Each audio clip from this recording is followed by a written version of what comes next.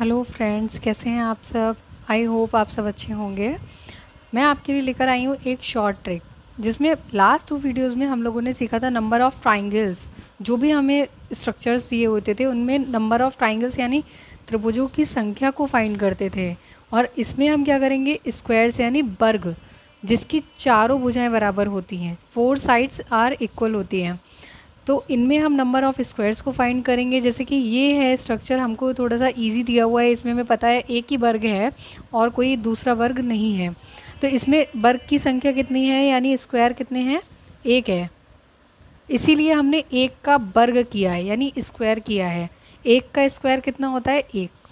इसी तरह से हम इसको काउंट करेंगे, जितने भी ब्लॉक्स होंगे उनके नीचे काउंटिंग कर देंगे 1 2 एंड 3। सभी का वर्ग कर देंगे यानी स्क्वायर कर देंगे और सबको ऐड कर देंगे यानी जोड़ देंगे। अब हम देख सकते हैं कि एक का स्क्वायर क्या होता है, एक। दो का स्क्वायर क्या होता है, 4। तीन का स्क्वायर क्या होता है, 9। इन सबको ऐड करेंगे तो 9 और 1 10, 10 और 4 14 यानी 14। हमारे नंबर ऑफ स्क्वायर्स कितने हो गए, 14, जबकि यहाँ पे हमारा एक था। ठीक है। इसी तरह से इस स्ट्रक्चर पे जब हम आते हैं तो इसी तरह से काउंटिंग करेंगे 1 2 3 4 एंड लास्ट क्या है, 5। ठीक है। जितने भी होंगे आगे अगर बढ़ते चले जाएंगे तो हम इसी तरह से काउंटिंग करते रहेंगे और सभी का स्क्वायर कर देंगे। स्क्वायर यानी घात 2। सबको ऐड कर देंगे।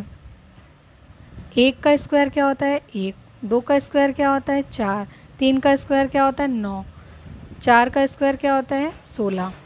पाँच का स्क्वायर 25। और इन सभी को ऐड कर लेंगे। 9 और 1 10, 10 और 4 14 यानी 14, जिसको हम पहले भी ऐड कर चुके हैं। 16 और 25 को ऐड कर लेंगे तो ये कितने हो जाएंगे, 5 और 6 11 यानी 1।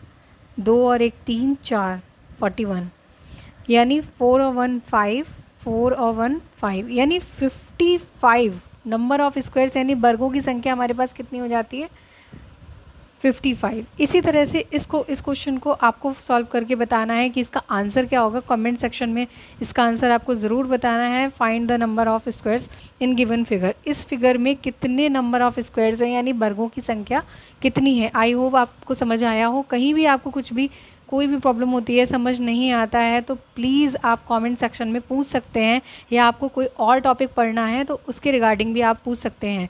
चैनल को सब्सक्राइब ज़रूर करिएगा RR मैथ्स क्लासेस, जिससे कि हम बहुत कुछ सीख सकें। Thank you.